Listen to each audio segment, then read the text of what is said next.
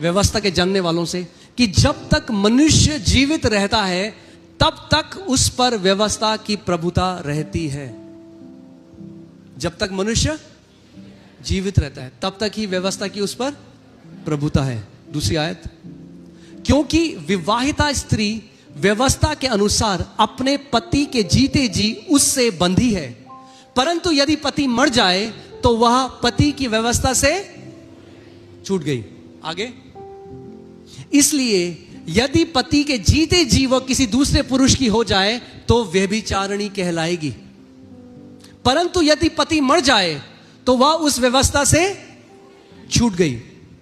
यहां तक कि यदि किसी दूसरे पुरुष की हो जाए तो भी व्यभिचारिणी ना ठहरेगी। यह उदाहरण दे रहा है पौलुस।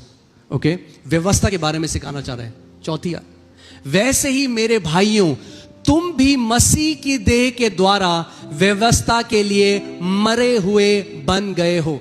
बन गए नहीं, मर गए हो। Now the question comes, how did we die? तुम मसीह की देह के द्वारा, by the body of Christ you died to the law. How? Because we were united with Christ. When Christ died we died with him. जब मसीह मरा तो हम मसीह के साथ क्या हुआ? हम व्यवस्था के लिए मर गए। The Bible says our old man was crucified with him. हमारा पुराना मनुष्य मसीह के साथ क्या हुआ? क्रूस पर गाड़ा, मारा गया, नाश किया गया। वैसे ही मेरे भाइयों, तुम भी मसीह की देह के द्वारा व्यवस्था के लिए मरे हुए बन गए कि उस दूसरे के हो जाओ जो मरे हुओं में से जी उठा, ताकि हम परमेश्वर के लिए फल लाएं। हालेलुया। हम पहले व्यवस्था के अधीन थे। जब व्यवस्था के अधीन थे तो श्राप के अधीन थे, क्योंकि गलातियों 3:13 में लिखा है जो व्यवस्था के अधीन है वो श्राप के अधीन है। But we died. That's the good news. आप जानते हैं, पड़ोसी को बोलो मैं मर गया। कुछ लोग बोल ही नहीं डर के। मैंने कहा बोलो मर गया। मैं नहीं बोल रहा। Why is sin dominating in so many believers? Because they still don't reckon this truth that they died.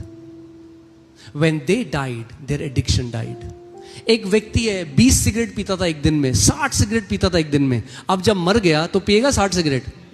तो जब मरा तो उसकी वो लत सिगरेट पीने की वो भी खत्म हो गई। तो अगर आपको मानना पड़ेगा सत्य कि आपका पुराना मनुष्य मसीह के साथ क्रूस पर चढ़ाया गया। Your old man was crucified with